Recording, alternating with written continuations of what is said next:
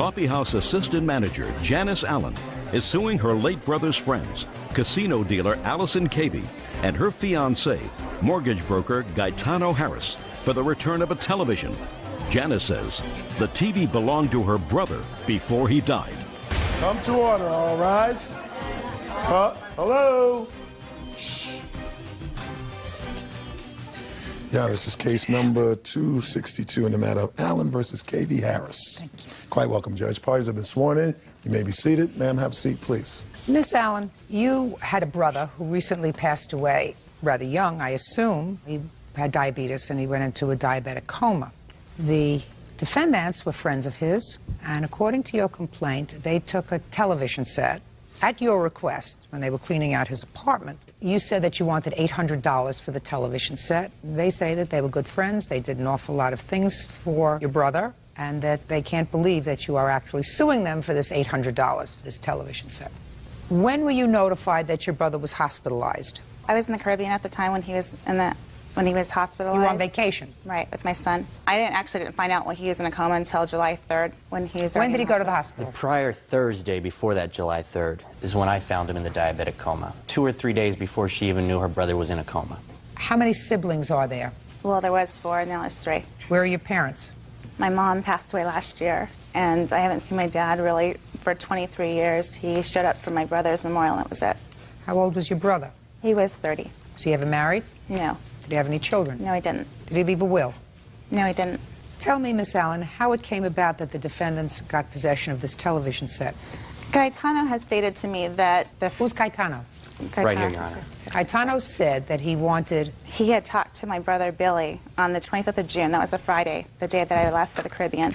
Gaetano had stated that my brother wanted me to have the TV if anything were to happen to him. Is that what you told her? Yes, it was. He had also some really high powered gas RC cars, and he said that Gaetano was to have those. I don't know what an RC car is. Remote control gas-powered cars. Oh, okay. Well, I'm just telling you. thank you. Okay, and according to you, her brother had said that he wanted his sister, this sister, to have the TV. Now, that's not necessarily binding, but it's something that he said to you. Right. That is correct. Okay, go ahead. Okay, so when we sat and we were clearing out Billy's apartment, we had a 32-inch TV that Billy had given to me. I told her that Billy wanted her to have the big screen. Her reaction was, I don't want the big screen. It doesn't fit in my apartment. So I said, why don't you take the 32-inch and we'll take the big screen. She agreed. No money was ever talked about, and no money was ever included. Okay. Did you take a 32-inch television from your brother's house? I took it from my son. But it was your television? Correct. Billy had owed me money because we were the ones who took him to the hospital and paid for his insulin. We were the ones that always got him to the hospital. Matter of fact, the plaintiff was the one who called us, said, my brother's not feeling well. Can you go over there and check on him and get him to the hospital? Okay, well, fine. I have a tape saying that they were going to pay for the TV and that they thought it was too much money, so they decided that they weren't going to pay for it. Okay, I'd like to hear that tape. Hey, Jen, this is Allison. We just got your message. We actually talked about it and decided that we're not going to pay you for the TV because $800 is too much. We told you that we would pay you $5 or $6, I think it was, at the beginning, and you said no, that you wanted $8, and well, you know, we've been friends with Billy forever.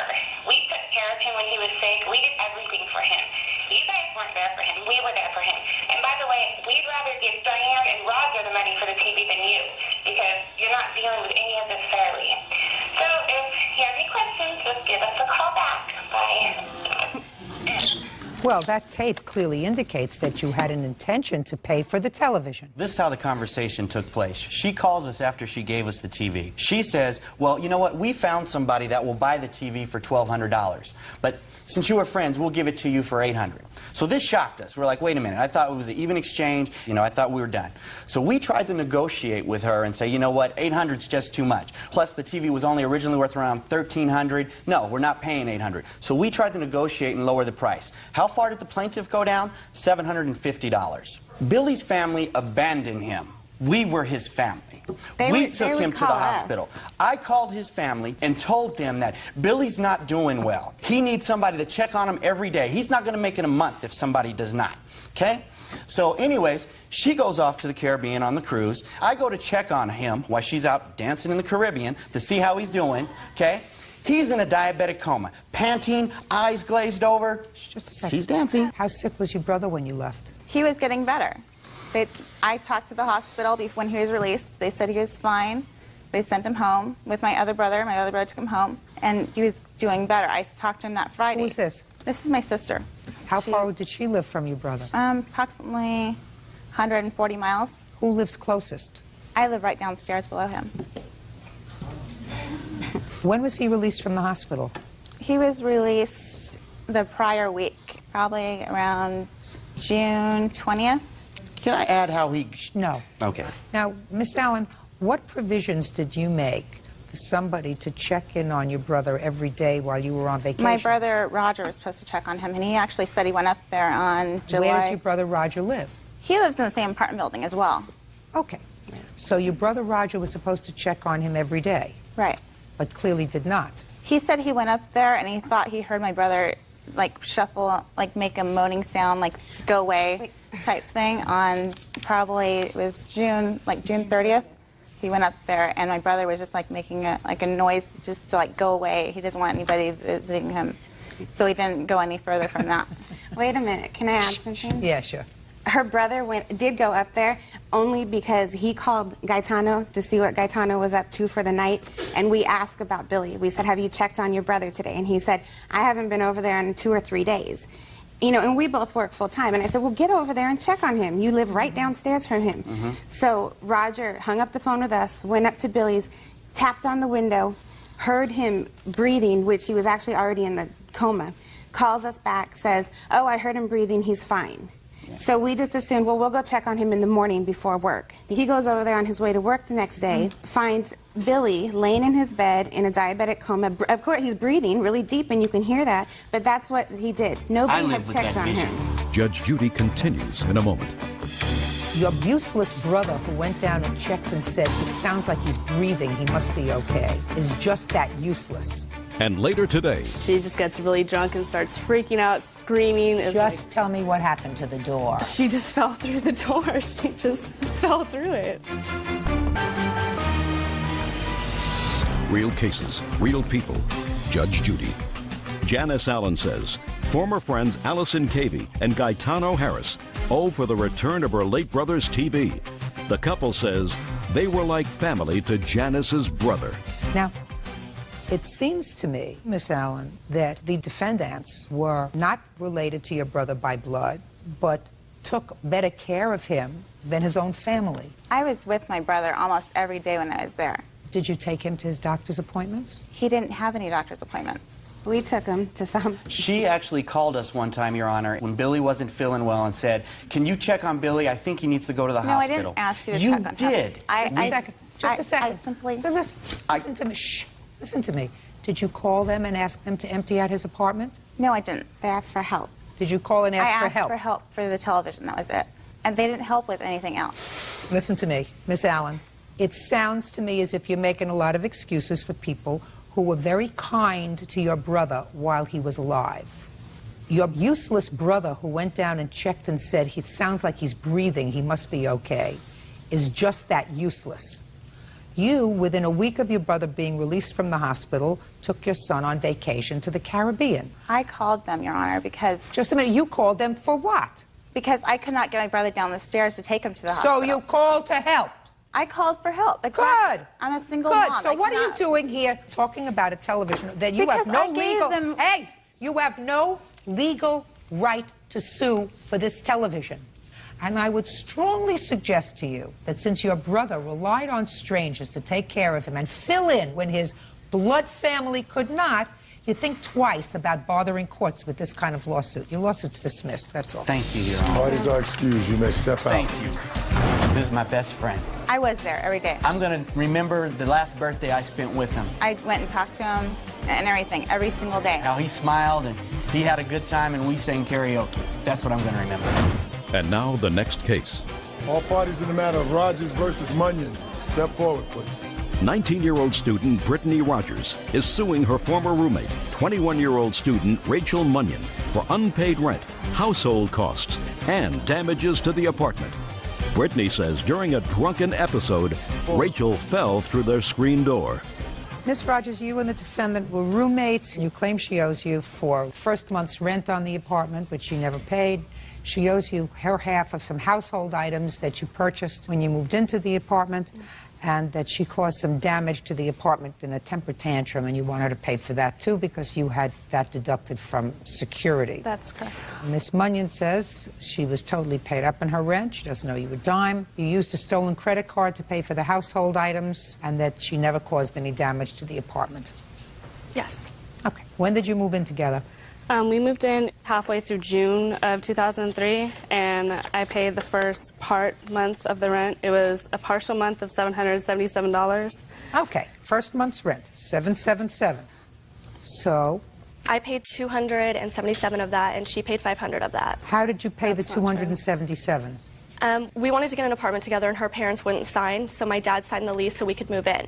And my dad told her that if he signed the lease, that she would pay the $500 and that I would pay the rest No, of the that is not true. $277. Don't speak.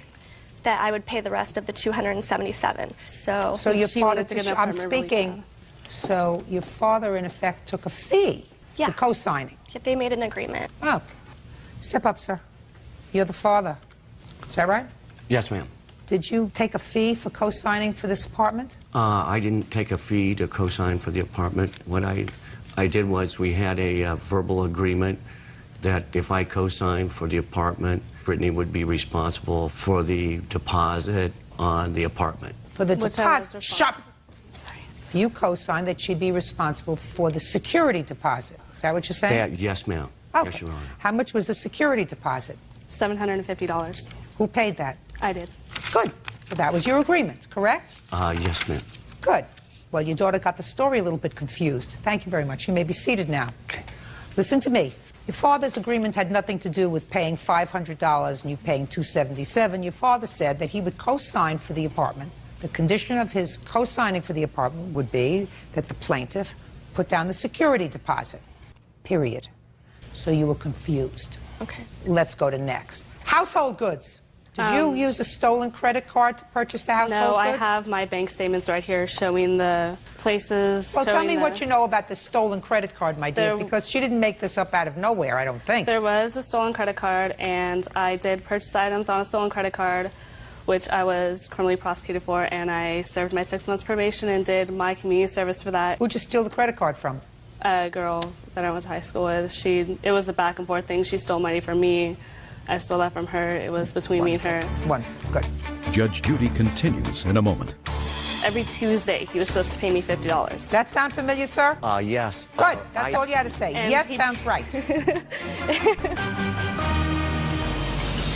Real cases, real people. Judge Judy. Brittany Rogers says ex-roommate Rachel Munyon owes for rent, unpaid household costs, and damages to their apartment. Brittany says Rachel has a drinking problem. All right. Let's go to the damage to the home. Rachel has a big drinking problem. At first, when we moved in together, I was under the impression that she had kind of cleaned up her act. She told me this total story about her boyfriend and all this. Just give me a break. Would you just tell me what she damaged basically, to she the got house? really drunk and she fell through the screen door and broke it in our apartment complex. Well, tell me exactly what happened. We just had some friends over. We'd all been kind of drinking, and Rachel, I mean, obviously she's kind of a small person. She can't take that much, and she just gets really drunk and starts freaking out, screaming. It's Just tell me what happened to the door. she just fell through the door. She just fell through it. I mean, Did you hurt yourself? No, I didn't fall through the door. And you say you didn't fall through No. the door. The screen door was only off the track, and there was like a little rip at the top. Well, how'd that happen? Just from people going in and out of it. I mean, we're both young. We both had people over She there at the ripped it time. off. All right, what else? and also one night when she was really drunk, I actually had traffic school the next morning, and she was. What'd you have traffic school for? I was going 46 and a 35 zone. And she was, you know, drunk again, coming in my room, bugging me. I told her to get out. She comes and flings my door open and pushed it against the wall so hard that the door stopper went through the door and put a hole in it. So did you fix it? The landlord fixed it and charged me for it. Let me see. Why didn't you fix it? I didn't really know How to do it? You get a little thing in a tube, you put it in the wall, you go like this, and you fix it. Why the landlord fixed it. refinished second bedroom door stained with unknown white substance. What was that? That was from a shoe rack that she had over the door that left the paint. You remember that? Yeah. Who lost their pool key? She lost the pool key. There were 2 pool keys. We had a pool key that didn't work. We only received one. And she called the landlord for another one, and he sent us another one. And he wanted me to return both of them at the end, but she did something with the first one. You have a pool key? You don't know where it is? No. Okay. As far as the items that you purchased for the house, and you say that she owes you for half, I'm not going to be able to distinguish what you purchased with a stolen credit card. It was not with a stolen credit card. It's with this right here. Sure, let me take a look at it. They're all highlighted for you. We went together, and she agreed with me together that as soon as we got the computer in the house, that she was going to type up an agreement. And, oh, Brittany, I promise I'm going to get a job. No, she just got drunk and went out and... I had a job the whole time I lived at the apartment. She did not have a job at all when she was there. I had a job She the stayed at whole home and time. watched TV, and that's why her father put the cable in his name, because I was working 2 jobs and going to school, and I didn't have time to watch cable. I And had she a just job wanted to the sit whole at home time that we and watch lived there. TV all day and do nothing. Did you go with her to Safeway stores on June the 9th where she purchased stuff in the amount of $626? The thing is that she told me that she was going to use the credit card that her aunt gave us to get the initial things that we needed for the apartment, and then we could pay her aunt back in $50 increments. And then when we got to Safeway, the That's credit not card true. was declined. And the reason it was declined is because the card that Brittany stole was like a Discover or something that Safeway didn't accept. And I told Brittany, you know I don't have the money right now because I just moved down here, I just got a job, so I would prefer if we go to another store where they do take Discover, American Express, or whatever it was. And she said, no, Rachel, don't worry about it. And I was like, okay. So my dad would bring me over food, and I would just eat the food that my dad brought. Oh, no. Listen to me. Listen to what you just said. Judge Judy continues in a moment. You just said that she had a stolen credit card that you knew about. No, I didn't know about it. That you knew it was somebody else's credit card, but they didn't take that credit card at one store that you went to, so you were going to go to a different store. You didn't go to a different store. You stayed at this store, and the amount of $626 was an amount that was purchased for the 2 of you, and you agreed to pay her back. No, I did not agree to pay her back for those groceries. I agreed to pay her aunt back in $50 increments. Listen to me. You agreed that you would be responsible for half that bill, only you said you were going to give it back to her aunt. Well, she didn't use her aunt's card. She used her card. So explain to me, what's the difference? I told her that I didn't want to because I didn't have half of that $300. You just told me. Listen to me. You just told me you didn't have it then, whether it was her money or her aunt's money. And you said you would agree to give her aunt back $50 installment payments. Correct. But Brittany wanted the $300 up front. Oh. No, I let her pay me increments. I actually arranged it with her father, and her father said that, oh, you know, Brittany, don't worry. You know, I know Rachel, and, you know, if she doesn't take care of stuff, I will. He paid me one $50 money order. Does that sound familiar, sir? Yes. Good. That's all. That's all you had to say. And yes, sounds right. And then the next week, Billy, where's my money? Oh, I don't have the money this week. Okay, that's fine. Call him next week. Billy, where's my money? Oh, I don't have the money this next week. So. I gotcha. You're right. 773, judgment for the plaintiff. That's all. Step out. Parties are excused. Yes, case number 161 on the calendar in the matter of Barton versus Chandler. Thank you, Bird. You're quite welcome, Judge. Parties have been sworn in, Your Honor. You may be seated. Gentlemen, have seats, please. Ms. Barton, you were selling a car. Yes. The defendant came to look at the car, and she came with a friend, and you allowed her to take the car out for test drive. She had an accident with the car, and you want her to pay for your out-of-pocket expense. Yes. Ms. Chandler says that your insurance company should have taken care of it, so she doesn't know why she's here. Is that right? Yes, ma'am. Okay. What kind of car were you selling, Ms. Barton? It was a 1994 Honda Prelude. This is what it looked like at the time. And how much were you selling it for? At the time when she had talked to my husband about buying the car, I think they had agreed on $6,500. What date did she come over to take a look at it? On August 8th. And who did she come with? With both of the 2 boys that are there. With these 2 young men? And a little girl. Whose little girl? Mine. How old is your daughter? She's 5 now.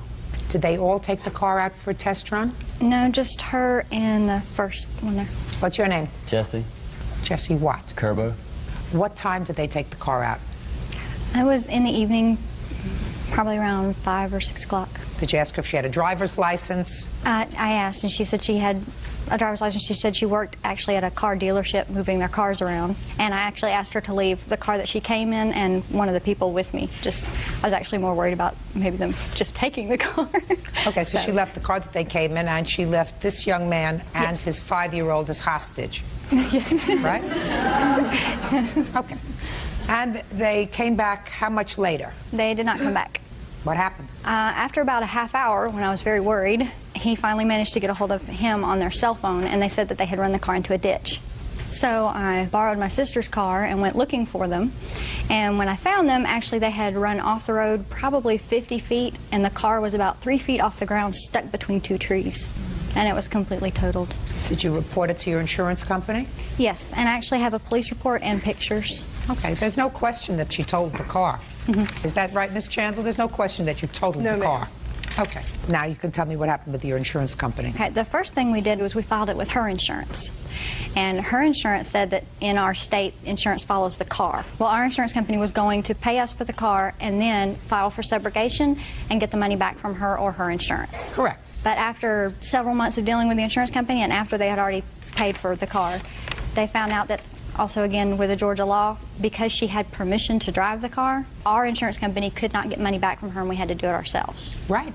And our premiums have gone up, and the wreck is on our record. We can't even get written with another insurance policy. Right. Your insurance company's absolutely right. So why are we here? I just don't feel that it's right that she could take my car and, in a reckless manner, destroy it and just walk away from it and say, I don't disagree. Sorry about that. I don't disagree with you, Ms. Barton. First, let me hear from Miss Chandler.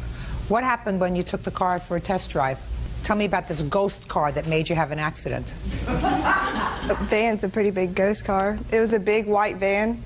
Yes. And it was coming around the corner too fast, and he was in my lane because he couldn't make it.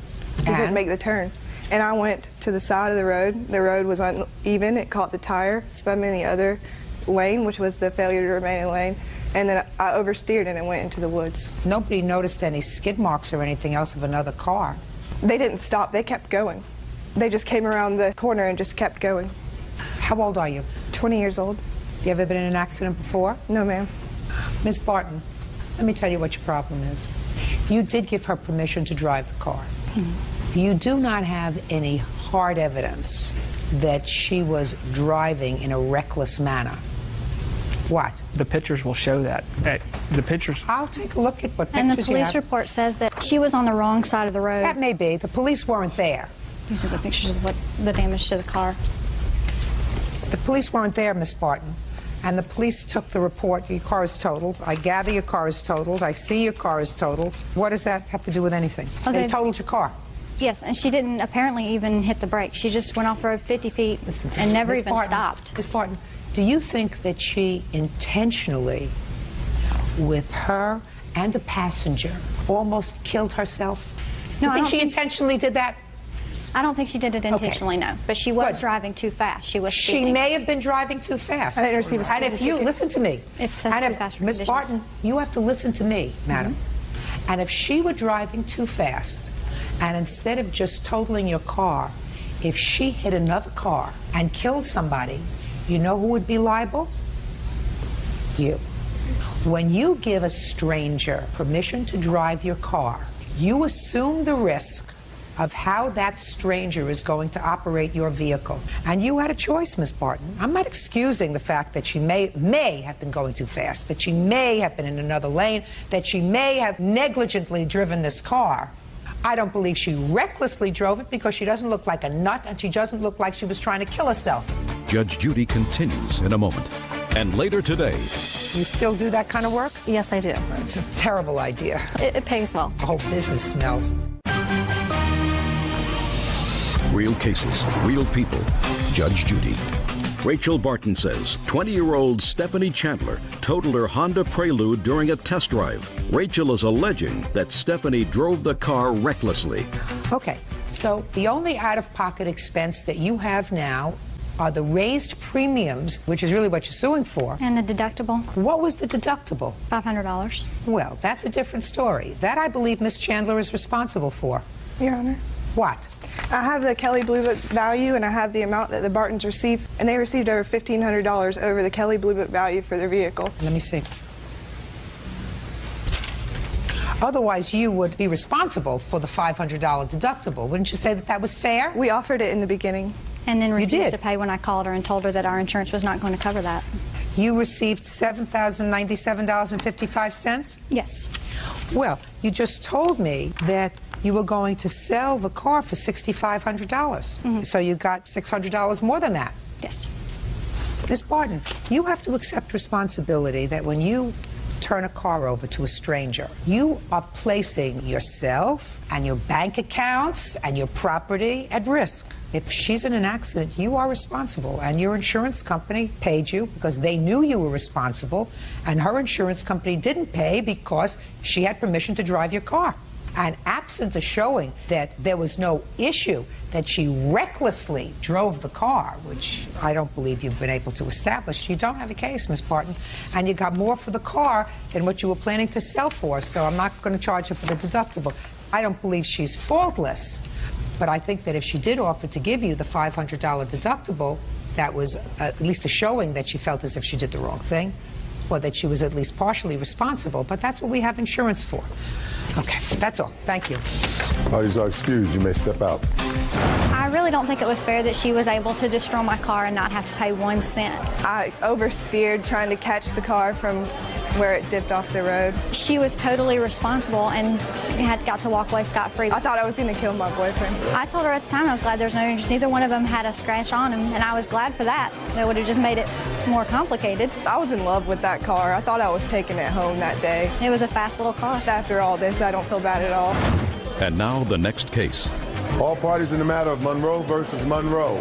Step forward, please. 29-year-old credit card marketer Stephanie Monroe is suing her ex-husband, Michael Monroe, for the return of promotional T-shirts and a digital camera belonging to her company. Stephanie says after she hired Michael, he quit his job and took the items with him.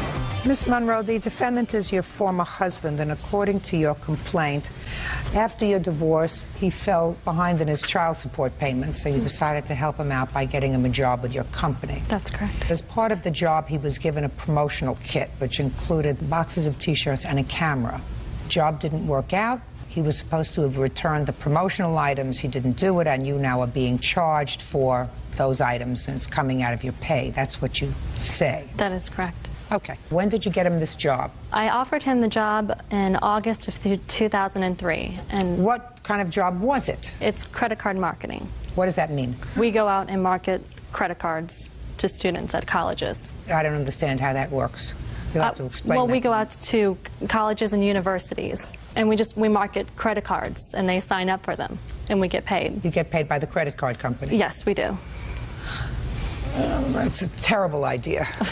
You still do that kind of work? Yes, I do. It is a terrible idea, you know. It pays well.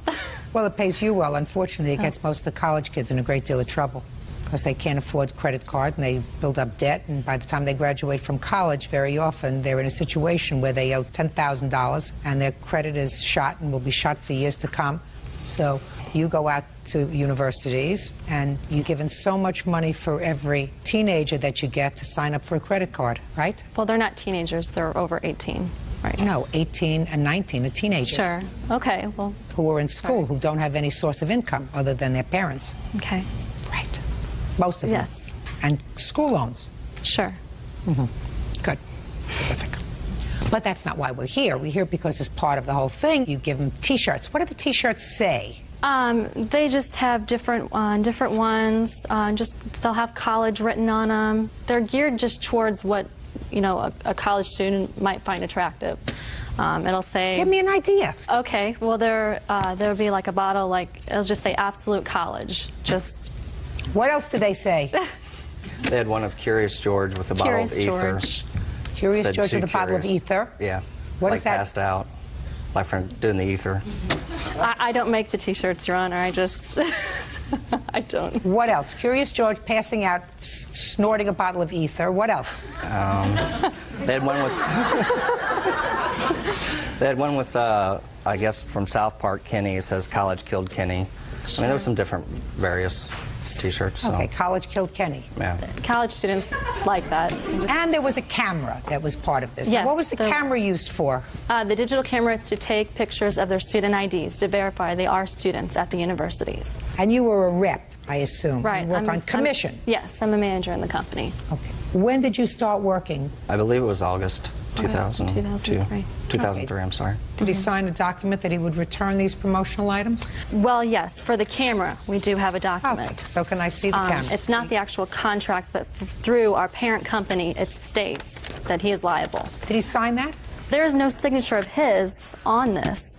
They have the contract. They wrote out a statement saying he did sign a contract. I never signed a contract. They wouldn't provide me with the actual contract. So the answer is you do not have a signed contract with his signature on it indicating he would return the camera. I do not have that. No. Okay. Let's not deal with the T-shirts because even according to you, the contract, if you had it, would not talk about the T-shirts. That's correct. It was pretty much a verbal contract. Pretty much a verbal contract isn't the contract, Mr. Monroe. So let's deal with the camera. Okay. Because Mr. Monroe says his excuse when he left the company, you left the company, I don't know why and I don't care, quite frankly. You say that the camera was stolen, so you acknowledge that you were supposed to have returned the camera. Yes, I do. So this is an easy case because I like to keep things easy. Now, what is the cost of the camera? The cost of the total camera was $485. You have a receipt for it? Bill for it? Something? I have this, Your Honor. It states how much it was. And that's from the company that came directly from. That's our parent company. It basically... Well, this doesn't say anything. This says that the agreement states that Michael will be charged for the full amount of $485 if he fails to return the camera. You don't have the agreement. So this is hearsay. Take it back. What kind of camera was it, Mr. Monroe? I don't recall the brand name. I think it was like Sony or something. It was it was a digital camera that took photographs of these ID cards. Yes. Okay, so it might have been a good camera. Is that right? It was used, but yeah. All right.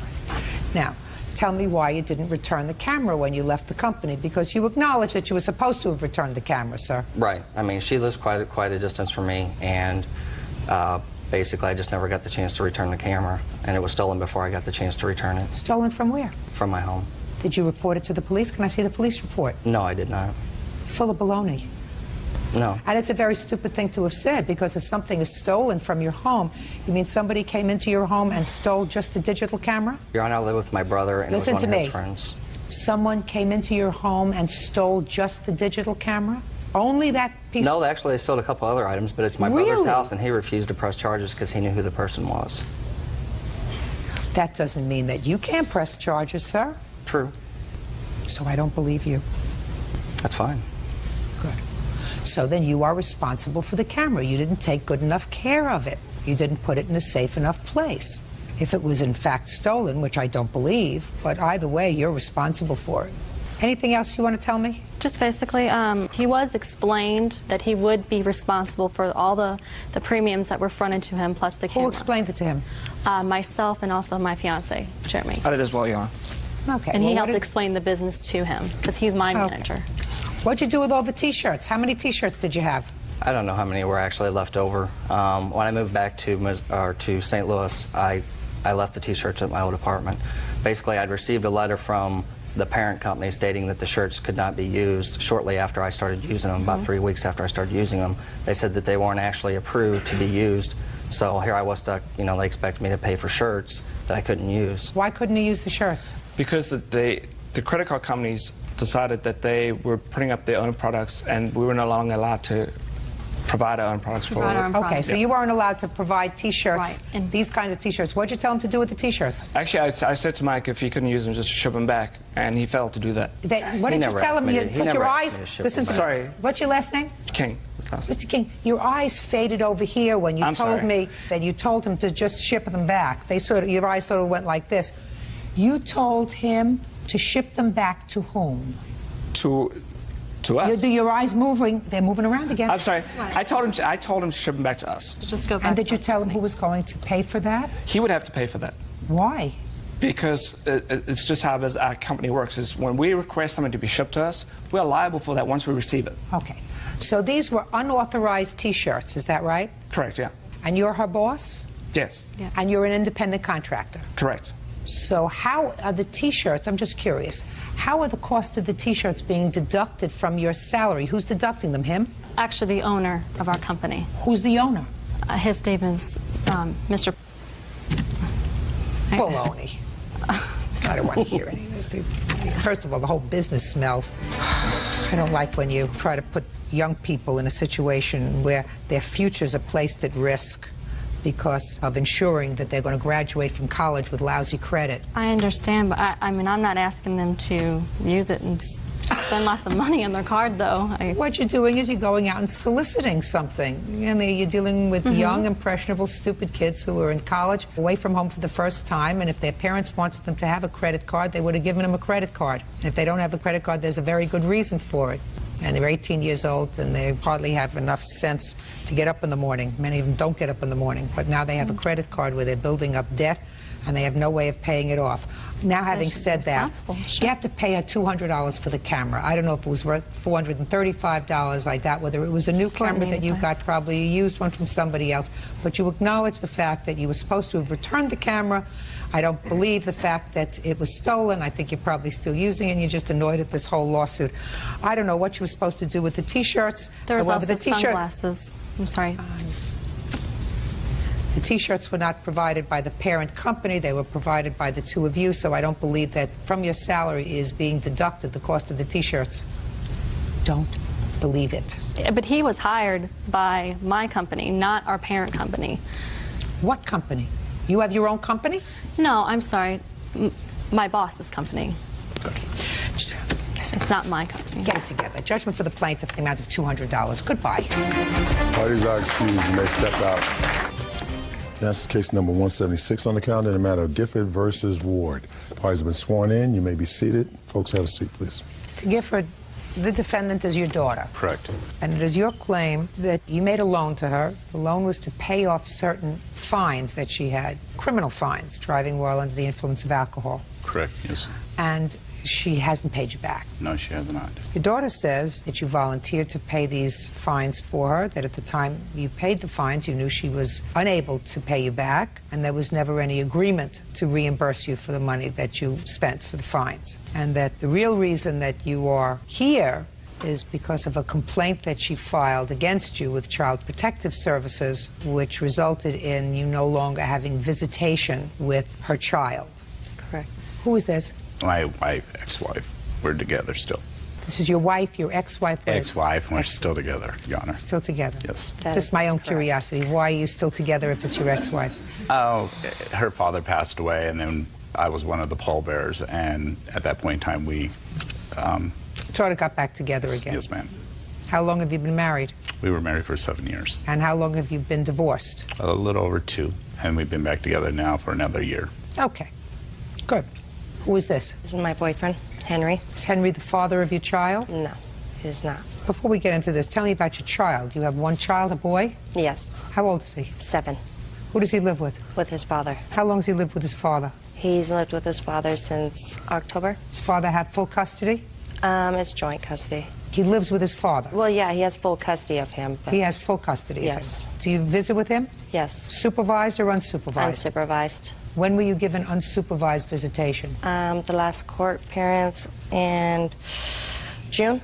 Prior to June, you had supervised visits? Correct. And who supervised the visits? My father was supervising the visits. So that your son had visitation with his grandfather and you were permitted to see him at your father's house? Yes. Is your problem alcohol, drug addiction, a combination thereof, individual? What's the problem? Yes, it was a combination of both. And how long has your son been living full-time with his father? Since October. Prior to that, were you living together with his father? No. We weren't together since I was pregnant. 7 years now we haven't been together. Prior to October, you had full custody of him? Yes. Was he ever in foster care? No. Was he ever removed from your home? No. Did your father ever have custody of him? No. Okay.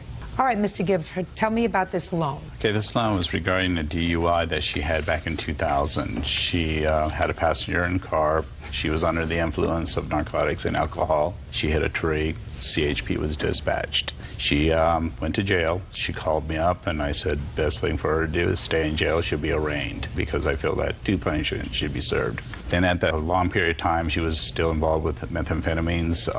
Children were in and out of homes. We were paying Which children? That's just both Michael and Brittany. I thought there was only one. No. Where is your daughter? with me. How old is Brittany? 4. And she's always been with you? I just got her back recently. From where? From her grandma, my ex-mother-in-law. How long had she had custody? She doesn't have custody. 9 months. How long had she had custody? She lived there since October, too. Through CPS. No, it was voluntarily. Okay. So there were these fines dating back to 2002. Correct. Go ahead. When she was going through detox and an outreach program. When was that? That was in October. She was checked in. She was released to us in basically December because they did not offer the counseling or some of the amenities that were ordered by the court. So they released her to myself and Sherry. At that point in time, I got her through counseling through the state where I work. Got her set up so I would be able to take her to and from her toxicology test and provide what she needed through the courts, and also supervise visitations. That way, both the brother and sister were able to see each other at that point in time because they were separated, and she would be able to spend time with her children. Okay. I get to the loan. She approached me in November. She goes, "Dad, I have a DUI that I have never paid on since 2000. Could you help me get my driver's license back and get back on my feet?" I said, "I expect to be paid back." So I went ahead, I paid them off. When I finally came back home, I went ahead and drafted up the exact amount she owed, stuck a payment plan together, and then she refused to pay me.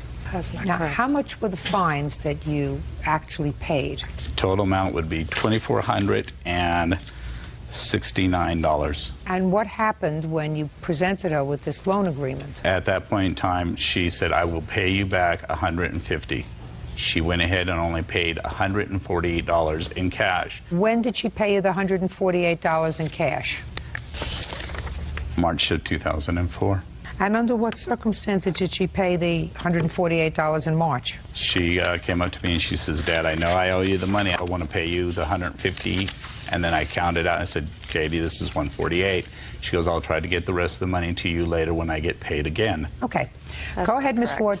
He made me make arrangement with the courts to start my DUI so I could start my classes. I told him I do not want him to come because I know he will try to attack me for something in the future. He said, "No, I will take you there. We will get this settled so you can have a fresh start on your feet." We didn't speak the whole way there. We were in court. I was standing there talking to the judge, and he asked to stand up himself. The judge asked him who he was. He told him, he said, "What is your reasons of being here?"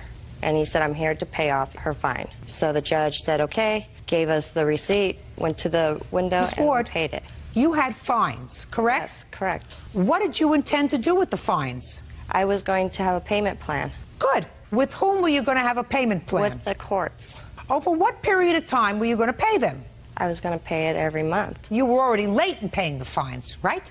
3 years. Yes. You were already late. Yes. So it was your intention to ask the judge to give you an opportunity, rather than sending you to jail, to start paying the fines off on a monthly basis. Correct. And what did you think was going to happen to you if, after not paying for 3 years, you made a plan with the judge and you said, "Don't put me in jail now. I'm going to pay you every month." And what do you think was going to happen if you didn't pay him? I probably would have had a warrant for my arrest. You would have gone back to jail. Judge Judy continues in a moment. You have Henry, and I assume you think Henry is going to be in your life for a while. And I'm suggesting to you, if you take a look over at Henry, in a very short period of time, you'll forget what he looks like. And later today, She hung up these shooting targets after Jose was unwelcomed into the house surrounding the living room area where I was sleeping. real cases, real people. Judge Judy.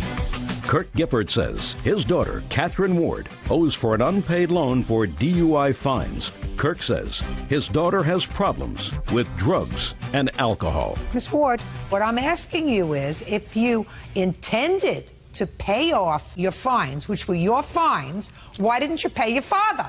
Because he told me not to worry about it. No, that's not what he's saying at all. Of course that's not what he's saying. He's mad at me for all this other stuff. You gave him $148 in March of 2004. Because he was kicking me out and he was mad at me over something, so I got a paycheck and he said, you owe me money. I said, here, take my paycheck. Miss Ward, what I'm asking you is, why didn't you start giving him back the money immediately, just as you were planning to do to the court? It's your fine, not his. I agree. Good. There we go. Now you're getting to be a grown-up. Now, why didn't you pay your father every month because he fronted the money? Because he asked me to start with a clean start and get up on my feet. He told me to start doing everything right and stay straight. Well, did you? Yes, I have been. Really? Yes. Where are you working? I work at Home Depot. And are you a full-time employee? Yes, I am. How long have you been a full-time employee? Since March. Good. And what does your boyfriend do? He's a construction worker. And do you live together? Yes, we do.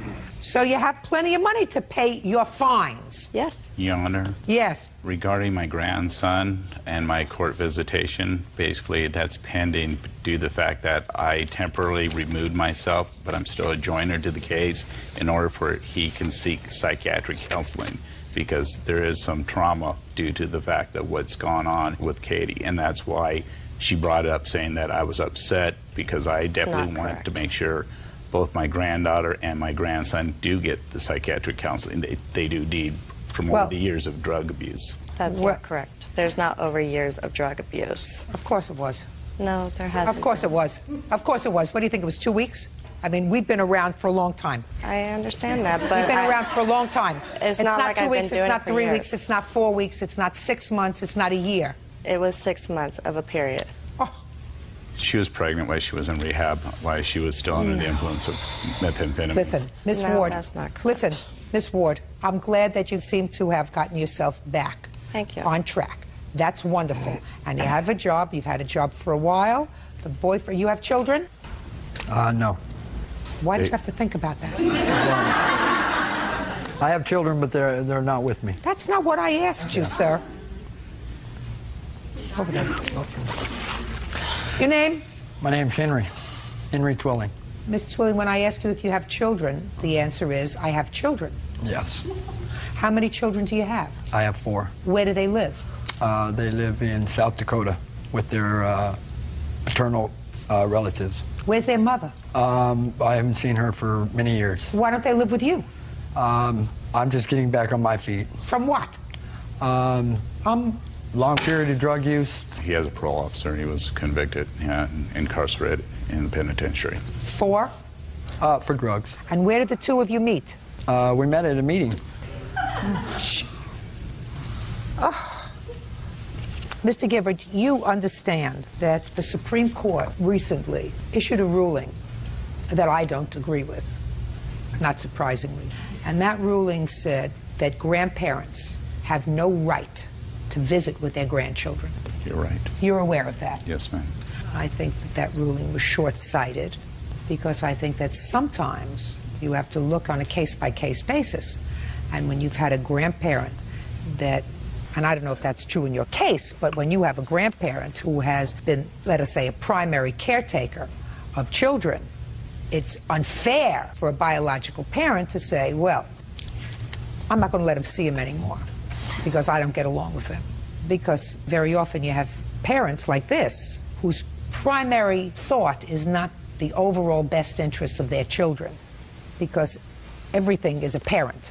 Dogs have parents, cats have parents, fish have parents, ants have parents. Just because you're a parent doesn't necessarily mean you're a good parent or a caring parent. All I can tell you is this, Miss Ward. Do your 2 children have the same father? No, they don't.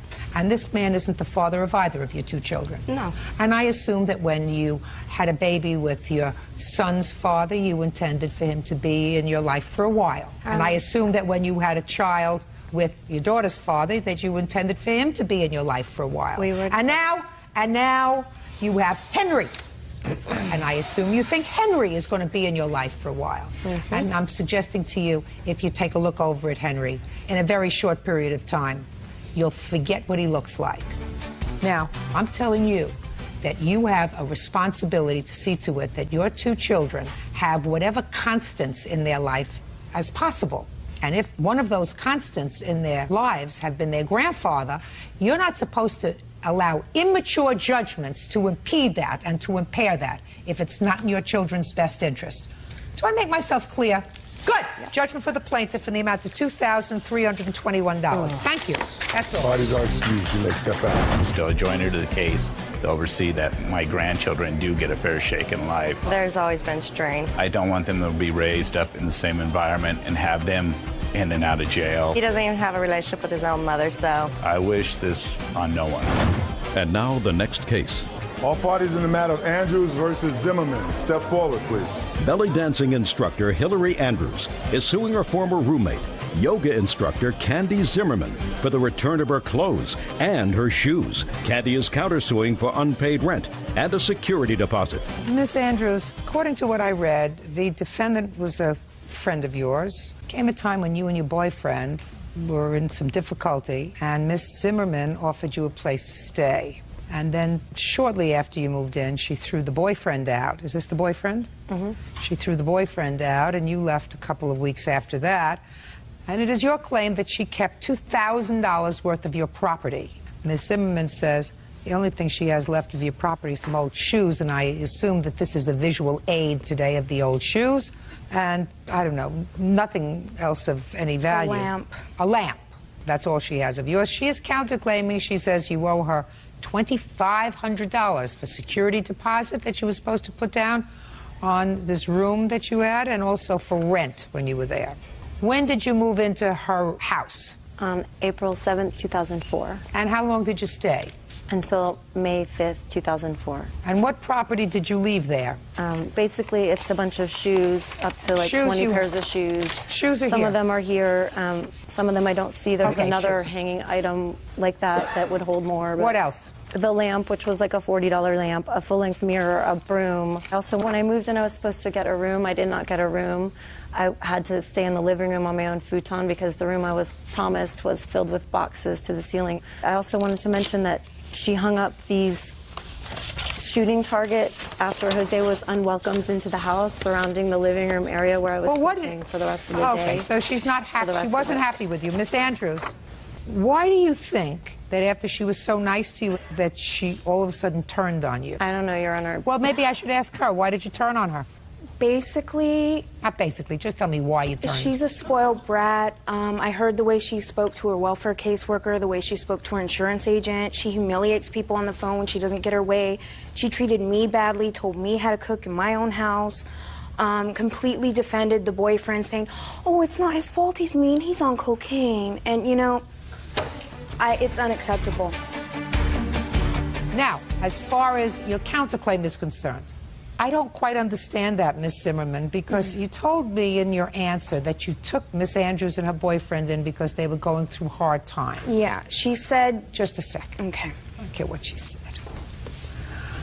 How was she supposed to give you $1,200 or $1,500 in a security deposit if she had hard times? She said she couldn't afford it, but she could borrow money from her boyfriend and her father. All right, so you know what security deposit is for? For, like, if they trash your house, then you But they didn't trash your house. Yes, they did.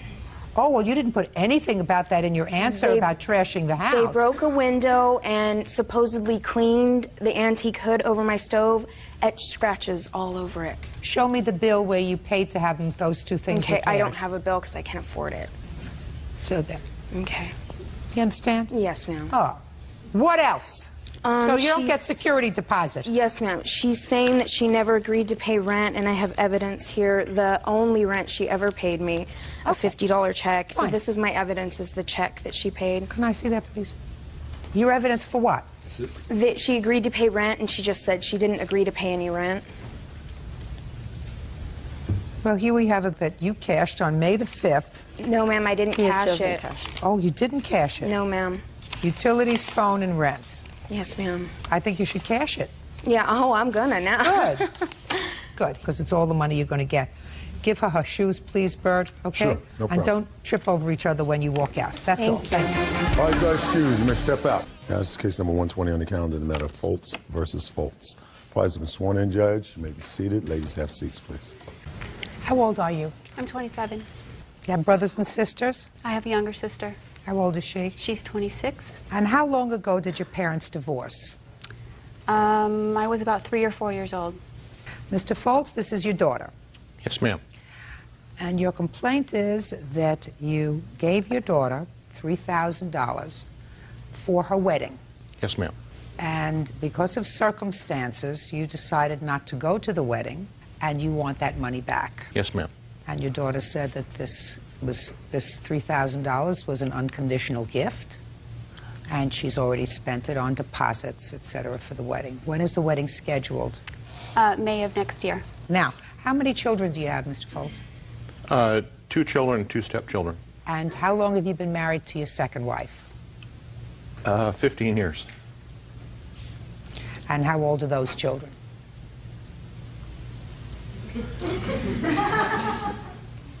21. 21 25. and 25. Okay. So let's get down to it. You called your dad. Mm-hmm. You told him you were planning a wedding. Mm-hmm. You asked him for some help. I actually didn't ask him for help. He said to me that he felt it was only fair that he pay 50% and that my mother pay 50%. Well, that was very nice of him. So you had a reasonable relationship with him if he said that to you, at least now? Up until, yeah, until recently, yes. I want to ask your mother some questions, okay? Come on up, Mom. What's your last name? Bean. Your daughter told you initially, after she had spoken to her father, and her father agreed to contribute to the wedding, that it was her intention of having both of you walk her down the aisle? Yes, ma'am. And you were not happy with that? It was not I was okay with it. I was fine with it. I was just worried that his animosity may create some problems. Did you convey that to your daughter? I already knew that. Just a minute. That's not what I asked. Yes, I did. I'm asking you these questions, Jennifer, because, you know, if you've been around the block as long as I have, and as many times, nothing is new under the sun. Mm-hmm. So I'm getting the following picture. When you spoke to your father, and he said to you, I really want to pay for half the wedding, and you told him that it was your intention to have your 2 parents walk you down the aisle, Mm-hmm. he was pleased about that. No, he wasn't. Well, he says he was. He wasn't. Well, you don't know that because you weren't on the phone with him. But then later you told him that it was your intention only to have your mother walk you down the aisle. Mm-hmm. And it's then that he became angry. Mm-hmm. And he said, I want my money back. I'm not going to the wedding under those circumstances. Can she tell you what happened after that? Sure. Tell her what happened after that. The planning. Yeah, as my wedding planning progressed, my dad just kept making demands on me as far as he wanted his own table, he wanted it to be up front, he wanted to invite certain people, and he was just putting extra stress on me that I was already going through with the wedding. Okay. Well, how many people were you planning on having at the wedding? 80, 100. Well, then, wouldn't it be normal for him to have his own table? I think he was under the impression that there would be my parents having their own table and my fiance's parents having their own table, and he wanted to make sure he wouldn't be sitting with my mother. So, what's wrong with that? There's a lot wrong with that. No, there isn't. Jennifer. It's not a lot wrong with that. If you had 2 parents who really got along beautifully with each other and they had this lovely relationship that had developed over the years despite the fact that they were not together, then there wouldn't have been anything untoward about them sharing a table.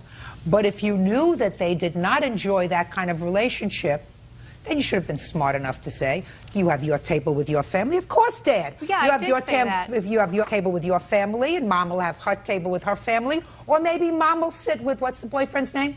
Doug. Mom is going to sit with Doug's family, and you could sit with your family. 80 people. You're not going to all sit at one table. So, I've just taken care of that problem. Now, what's the second problem that he raised? He wanted to invite certain guests, and I wanted to have a smaller wedding. I didn't want strangers Who did he at want? my wedding.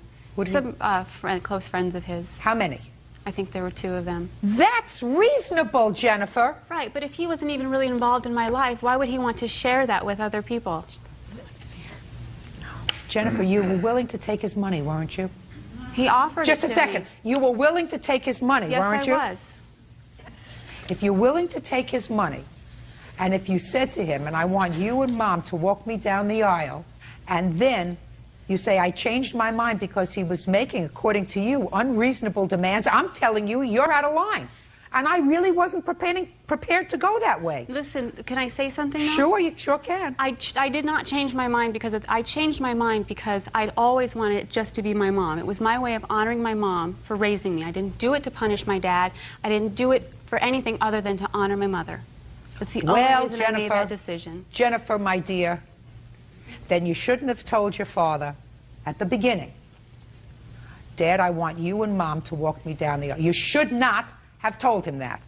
Because what you're telling me now is, well, I told him that, but then he made these demands on me, which is what you said a moment ago. It is what I said a moment ago. Oh, yeah, he made these demands on me, which I now tell you as a third party, totally unrelated to you, were totally appropriate requests from a person who really knows. Because although my husband and I have made many weddings, we have a mixed family. Mm-hmm. So I understand what you're talking about. You're wrong. Okay. You're wrong. And you did the wrong thing. Judge Judy continues in a moment. He said, I'm not looking please. forward to walking you down the aisle with your mother. And I said, why? And he goes, because we know how that turned out last time. And I said, Dad, you're not marrying my mother, you're giving me away.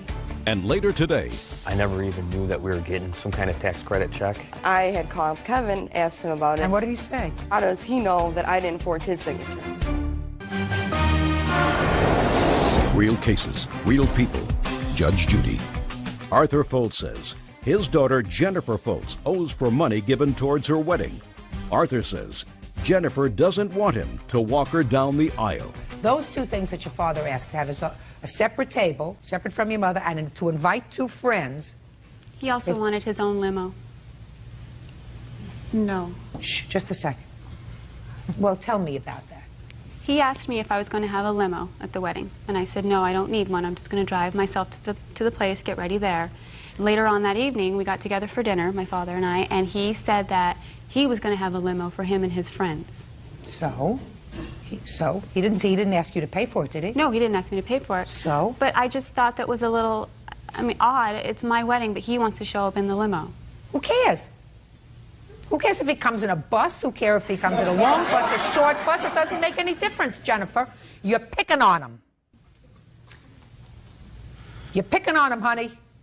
Life's too short. It just bothers me that I didn't have much of a relationship with him when I was a child, and now he's trying to overtake the wedding and be a bigger part of the wedding than I feel he should be.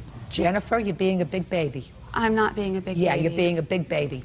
And if you have bad feelings about your dad because he wasn't there for you when you were growing up, lots of children of divorce feel that way about their parents, especially when their parents remarry and have second family, right? That they're involved with, that live with them. Their kids feel as if I didn't have the benefit of really a full-time or even a part-time great parent. It's never too late. I don't feel as if it's too late. Well, you shouldn't feel as if it's too late. And it's a shame if your father doesn't go to the wedding. It's a shame if you have a wedding that doesn't include your father and his wife and your mother. Are you remarried? No. And whoever she wants to bring, if she wants to bring anybody, and everybody else who's part of your life. It's a shame that you don't have that moment. You will, listen to me, you will always regret it. Because, you know why, Jennifer?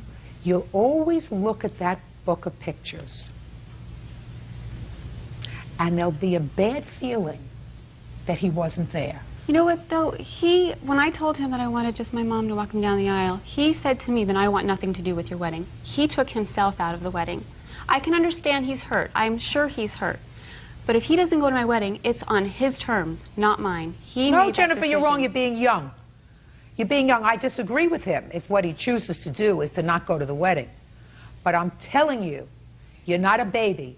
You're a big girl. I am a big girl. And your mother should be a big person. And your mother should say, usually, if one parent walks a child down the aisle, it's usually their father, not their mother, unless their father's dead.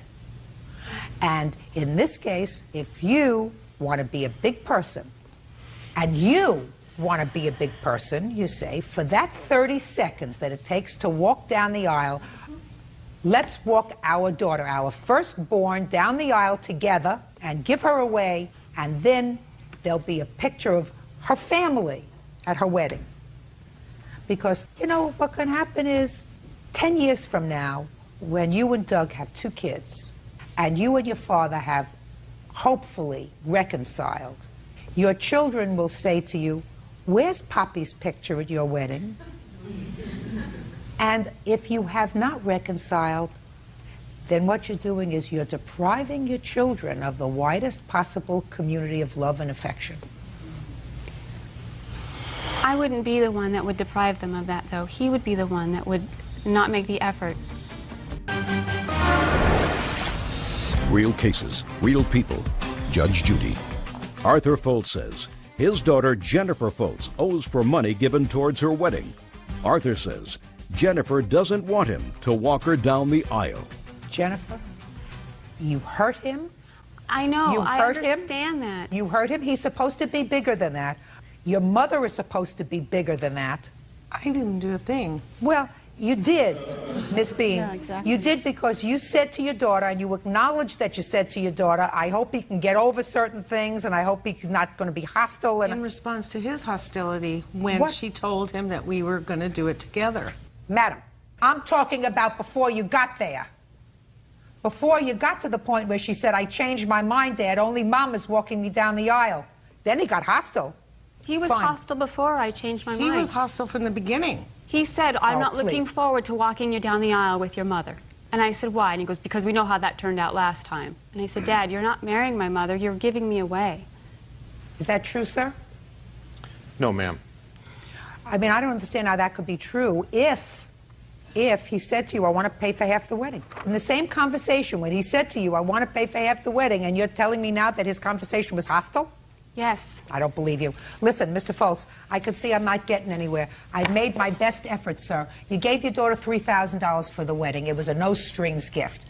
I hope you go to the wedding. And Jennifer, I think if you want to grow up to be a big person and your mother wants to be the loving mother that she is, you will decide that it's the right thing that both your parents walk you down the aisle. You still have plenty of time to do that and to make up so that you don't end up looking at that wedding album 20 years from now and saying it was really a sad day.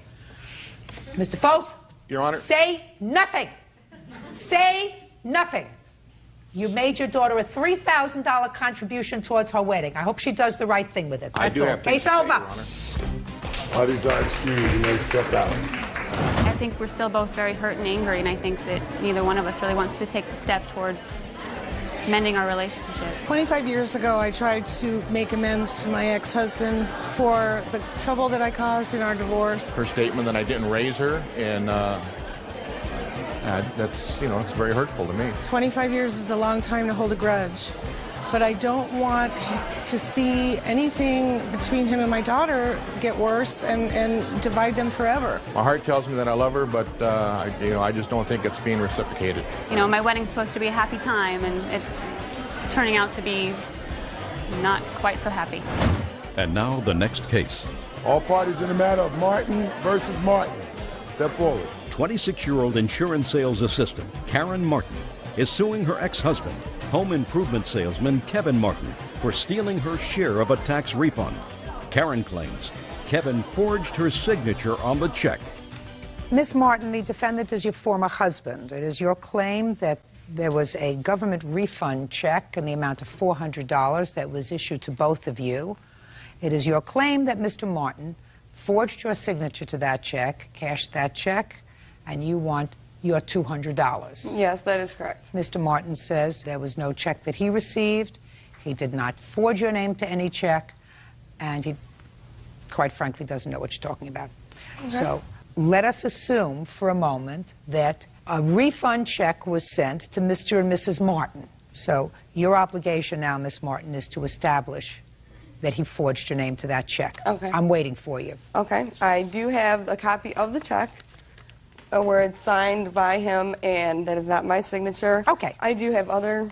Okay, let me see it. Okay.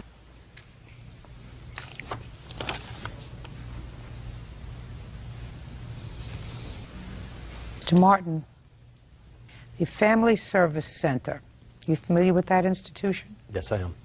Tell me about that institution, sir. It's a credit union that we had, as we were married, had an account there. Mm-hmm. Are you trying to tell me, clearly this check was sent to the two of you, and clearly it was endorsed by two people. I never knew anything about the check. I never even knew that we were getting some kind of tax credit check. How did you find out about the check, Miss Martin? My cousin had received hers, and she had asked me if I got anything on it, and These were the checks that were $400 that were issued to families by President Bush, is that right? Yes. Oh. Yes. It was $400 per child, and she had received hers and asked me if I received mine, and I said, no, I didn't. And I had called Kevin, asked him about it. And what did he say? He said, he had still said, I have no idea what you're talking about. How do you, actually he said, how do you know that or how does he know that I didn't forge his signature? So, Mr. Martin, what I'm asking you is that the conversation you had? How do I know you didn't forge my signature, right? Yes. Okay. So this is the answer. The answer is you weren't calling her to complain that you didn't get your $200, right? I never knew. Now listen to me. Okay. You weren't calling her, Mr. Martin, to complain that you didn't get your $200. No. Because according to you, you didn't know about it. So why would she call you to complain? Listen to me. Call you to complain. If she had forged your signature to the check so that she got the entire $400 and you weren't calling her to complain about it, you get my drift, sir? I understand what you're saying. Old story. If it doesn't make sense, it's usually not true. And if it walks like a duck and talks like a duck and quacks like a duck, it's a duck. So somebody from your credit union cashed this... I'm speaking! Somebody from your credit union cashed this check with a signature that I have compared with the signature on your answer and with a signature that I have compared with the signature on Miss Martin's complaint. And while that's not necessarily dispositive of who forged whose signature, the signature on this check, your signature on this check, is eerily similar to your signature on the answer, while her signature on the check is no way similar to her signature on her complaint. So I put those facts together, and you know what I came up with? Judgment for the plaintiff in the amount of $200. That's all. Step out. Parties are excused. You may step out. Yeah, this is case number 160 on the calendar in the matter of Halsey versus O'Neill Clark. Thank you. You're welcome, Judge. Parties have been sworn in, Your Honor. You may be seated. Ladies, have seats, please. Miss Halsey, according to your complaint, the defendants assaulted you. Yes. At your home. Yes. And the defendant says that this was a fight that was precipitated by you. You just got the worst of it. That's your defense. Yes. Yes. Are you chilly? Yeah. Are you very chilly? Yes. That's because you dressed inappropriately to come to court. I'm sorry. So maybe we could find you a sweater or something to put on so you're not so chilly and not so inappropriately clad for court. I'm very sorry, ma'am. Good. So you step outside and see if we can find you something to wear. You remember the name Judge Jane Boland? Oh, yes. Very well. So let's go see if we can find her a trench coat or something back there. Yes, Judge Boland. See if we can find her something back there, Bert. I will be right Very back. good. Thank you. I get distracted when I have to watch somebody's navel, except my 3-year-old grandchild.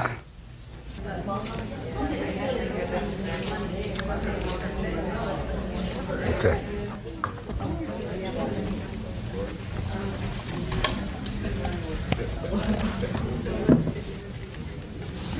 Much more appropriate. Who's Darcy? I am. Good. You're Jessica? Yes. Miss Halsey, I want you to tell me when this assault took place. On Friday, January 16th, 2004, it all started at my job. They came in and started harassing me. The same day? Yes. How do you know these two girls?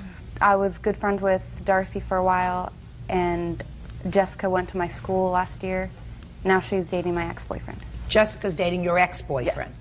What happened earlier in the day on the 16th? I was working, and my cousin Angelica, she came in to visit me at work, and about, I'd say 15 minutes later, they came in with my ex-boyfriend. They just wanted a drink, and they were just starting crap, basically, just asking for the manager, just laughing and making fun of me pretty much. Oh my God. I was trying to tell them to leave, so eventually they left, and I went home. Where were you working at the time? Taco Bell. How long had you been working there? I'd say 2 months. So the two of them and your ex-boyfriend came in. She's dating your ex-boyfriend. So when you got home, you were really upset. What did you do? I called his mother and told her to have him not bother me anymore, because I hadn't talked to him or these two girls for about 4 months before all this happened. We just stopped being friends. They said they didn't like me, and I just moved on, and basically they came into my work out of nowhere. Okay, so you called ex-boyfriend's mother and said, please let him leave you alone. Yes. What's the next thing that happened? I was home for a while, and then I get a phone call from Jessica, just being really immature, saying that they wanted to come over and beat me up, and I didn't understand why, because we hadn't talked in a long time. And What did she exactly say to you, if you remember? She kept calling me a and I was like, okay, if I am, that's no reason to come and beat me up. So. Well, what did she say about beating you up? She just kept saying, you're going down, basically. She's like, we're coming over, we're gonna beat you up. Did she say anything about the phone call that you had placed to the ex-boyfriend's mother? No, yes she didn't. No? She handed the phone to him. To the ex-boyfriend? Yes, and he kept saying, never call my house, never call any of my friends ever again. Okay. So they were together. Three of them were together. Yes. All right, what's the next thing that happened? They call me telling me they want to meet me at the store across the street from my house because I kept telling them not to come to my home. And they called me from What time was this? I'd say around 9 o'clock. What time was the first telephone call to your house? Between 8:30 and 8:45. And then they called back at 9 o'clock? Yeah. Who did you speak to when they called back at 9 o'clock? Darcy. What did she say to you? She said for me not to be such a coward and to show up at Albertsons, that they were going to beat me up. And I was like, whatever, basically just get them off the phone.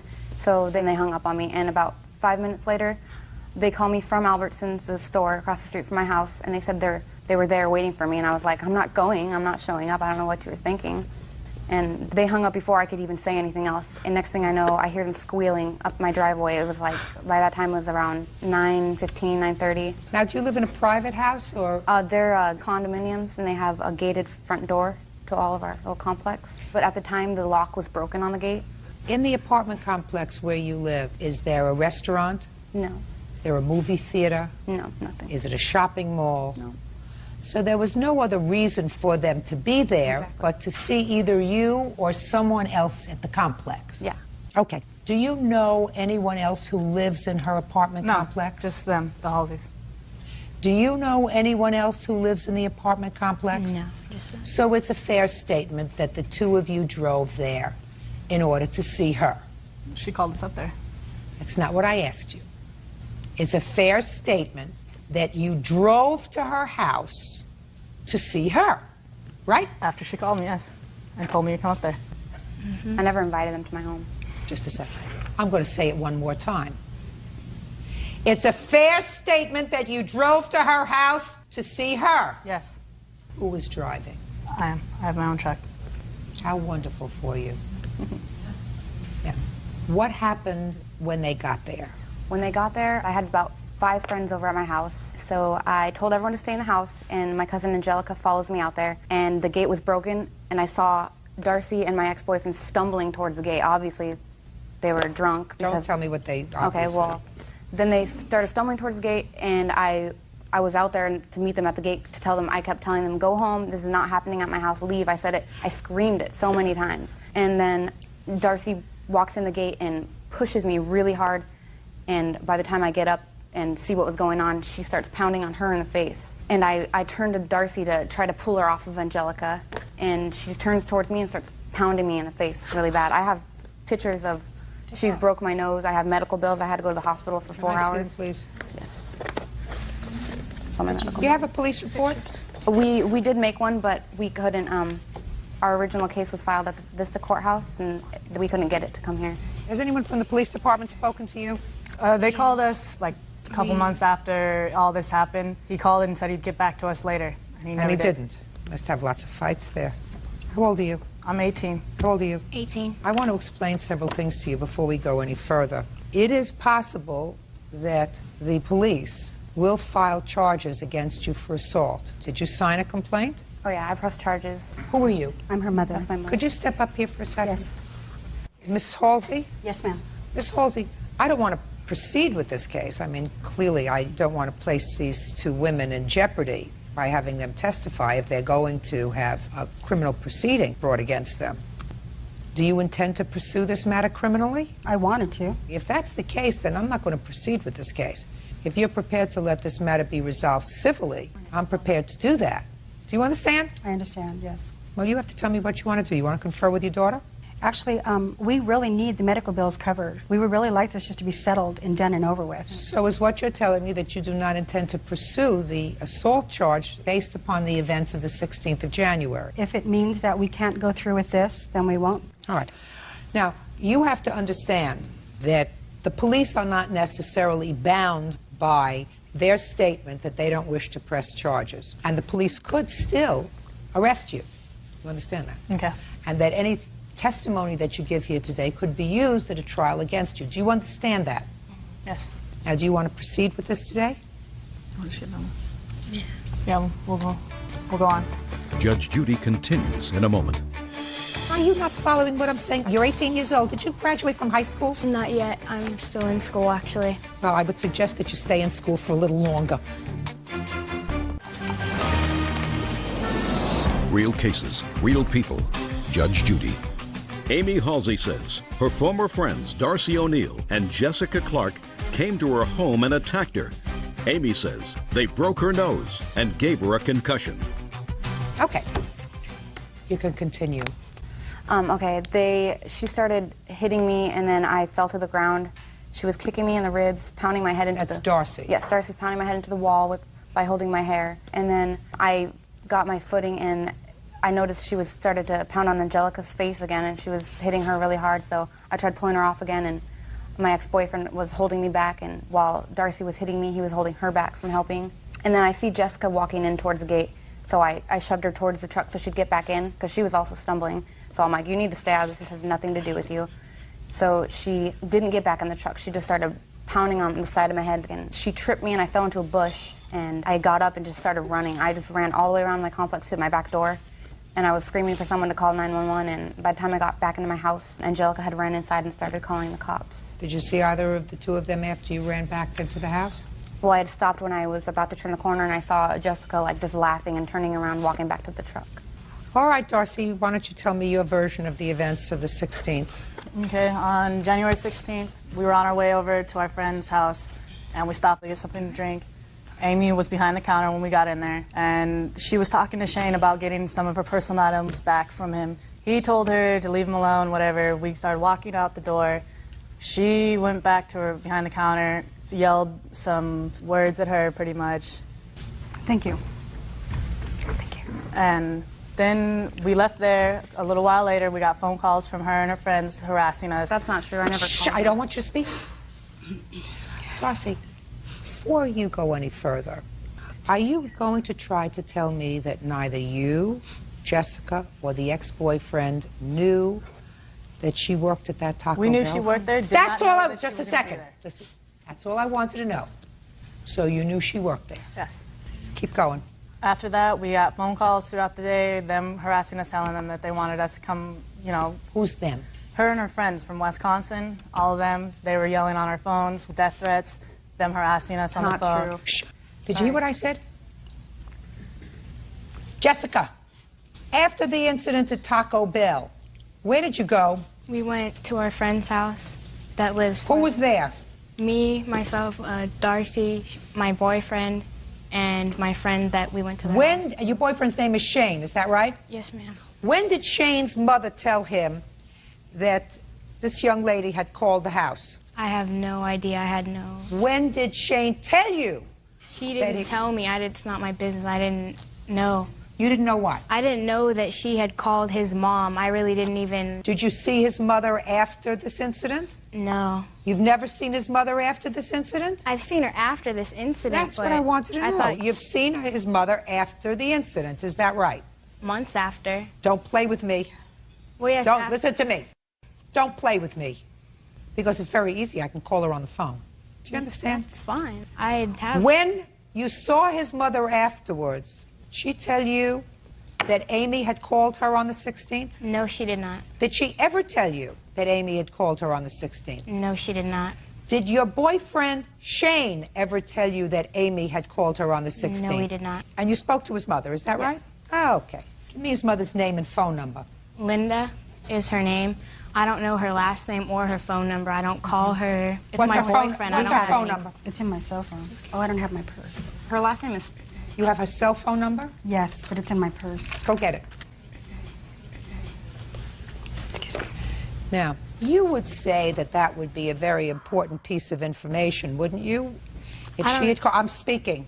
I'm sorry. If she had called your boyfriend's mother that day and said, listen, please have them leave me alone, that would have been important, right? Excuse me, can I asked you a question. Would that be important to me in demonstrating that all she wanted you to do was leave her alone? If I had been calling her. Listen to me. If she had called your boyfriend's mother and said, please have Shane and his friends leave me alone, I don't want any trouble, that would be an important thing, don't you think? Important piece of information for me. And I assume that you support Miss Darcy's statements that she called you and threatened you all day. So it would be important if, after you were where you knew she worked, if she picked up the phone and called your boyfriend's mother and said, please have them leave me alone. I mean, are you not following what I'm saying? You're 18 years old. Did you graduate from high school? Not yet. I'm still in school, actually. Well, I would suggest that you stay in school for a little longer.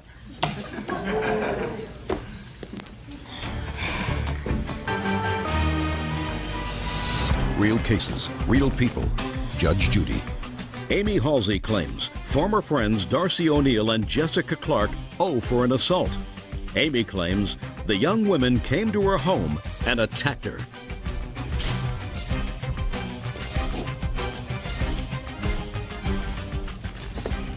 Let me tell you about liars.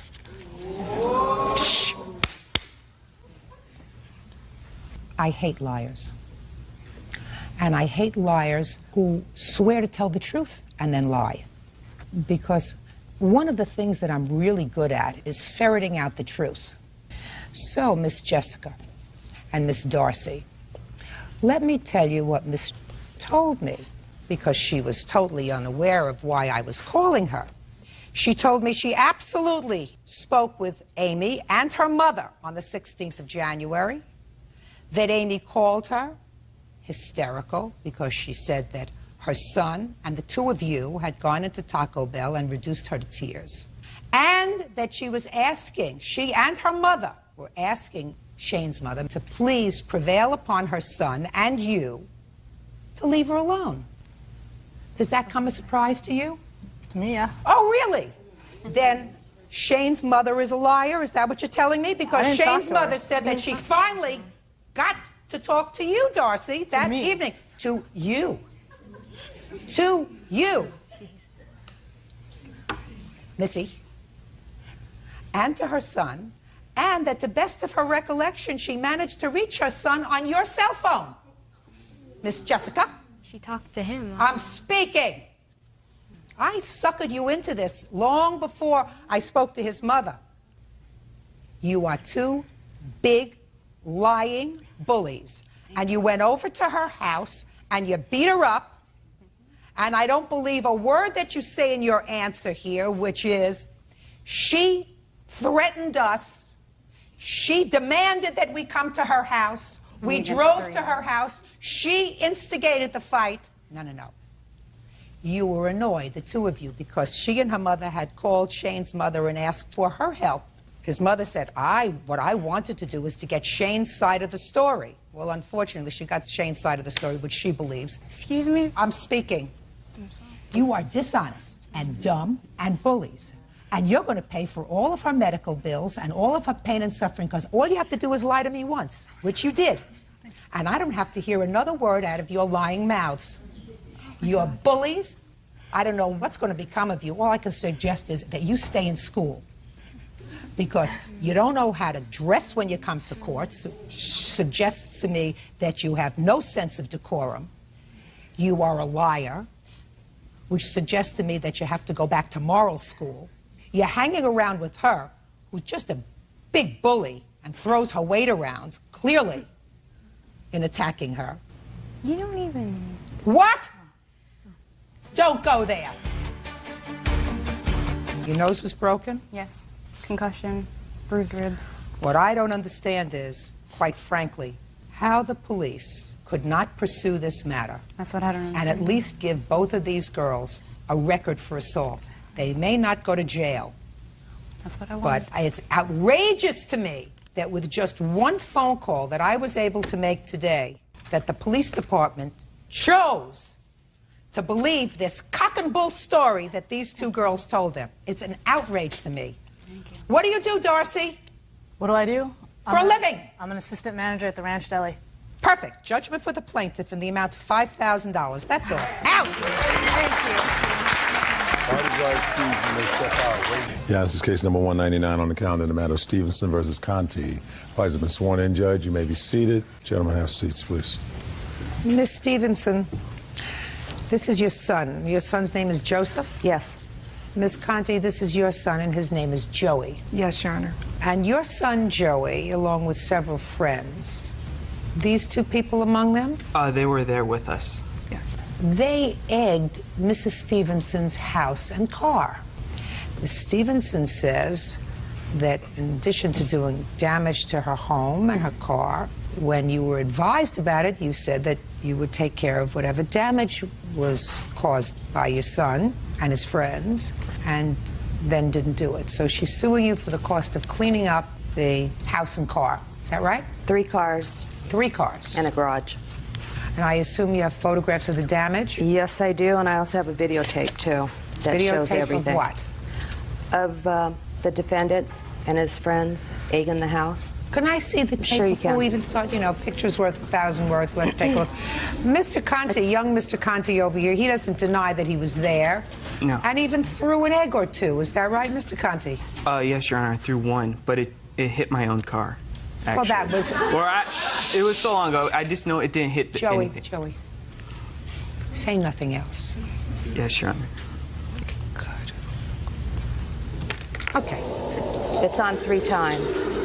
That's the first car. This is the second one. It does a repeat and then it has highlights.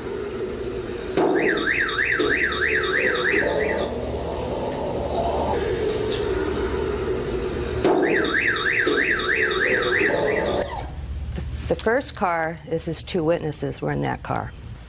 Why did you become involved in this vandalism, Joey? Well, it was an ongoing game between me and Joe, I guess, because he had done this to our house before in the past, and also like on Halloween. I've seen him egg people before out of his car. When was that? About a couple months before. Now, when Joseph egged your house, did you report it to the police? No. We don't have video cameras, and we didn't have proof. We don't have... What do you mean? Just a second. If you didn't have proof, then how do you know he did it? Because I came outside while they were doing it, and I saw him drive up the street, and my father followed him. Just a second. That's proof. Your Honor, You don't need a video camera. Your Honor, we just went out. We hosed our garage. We hosed the car. Everything came off. We chalked it up to harmless pranks. Yeah. Okay. I didn't make a big issue out of it. Fine. You didn't see him throw an egg at your house, did you? That's correct. Right. And since I don't believe him, that he threw one egg that came back and hit him in the face, I don't believe him either. I threw it over, I was driving, and I just threw it like this, and I couldn't even make it to the house. It was pretty far away. I don't care. Okay. If you tell the truth all the time, you don't have to have a good memory. I'm just... Did anybody ever say that to you? Yes. Do you understand what it means? Yes. Good.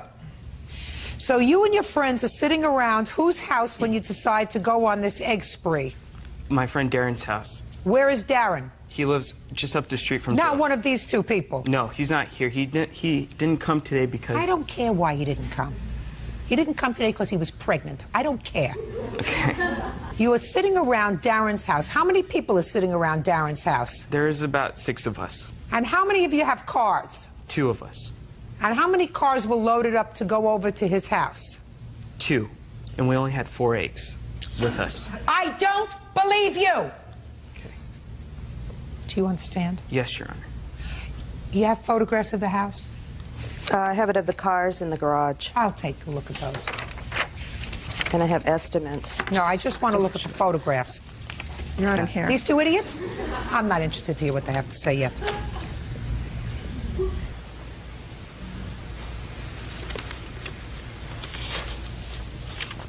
Would you ask her to show me where on this car she's pointing to as a damage? I mean, I'm looking at 2 spots on your garage. You see the egg on the garage, Here yes. and here. Now, the black car with the spots on it, that's the rear end of the Yukon. The other cars were repaired. I'm just showing you the cars repaired.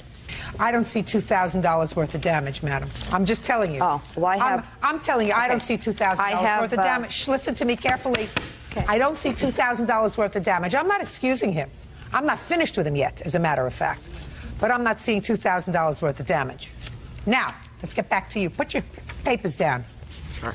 What you are complaining about, and I assume your mother is complaining about, is why you are being singled out to pay for this damage rather than going after all of the other boys. Exactly. Is that right? Yes, Your Honor. Well, I'm going to explain that to you. Okay.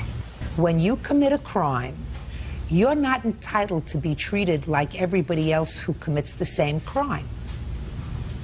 Let me give you an example. I'm going to go back into my history.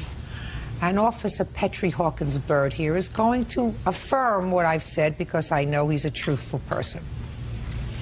When I was a judge in the family court and I would get teenagers who committed crimes, much more serious ones than this, although this is annoying, and very often there would be a group of boys who would commit a robbery.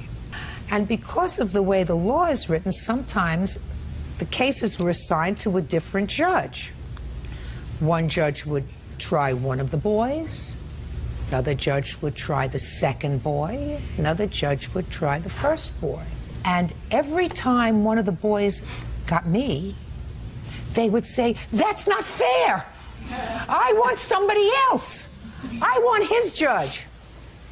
Understand. And I would say, "You got the luck of the draw. You got me. It doesn't have to be equal. Everybody is equal in the eyes of the law. But that doesn't mean that you have to be treated equally." Judge Judy continues in a moment. She is very, very Sue happy.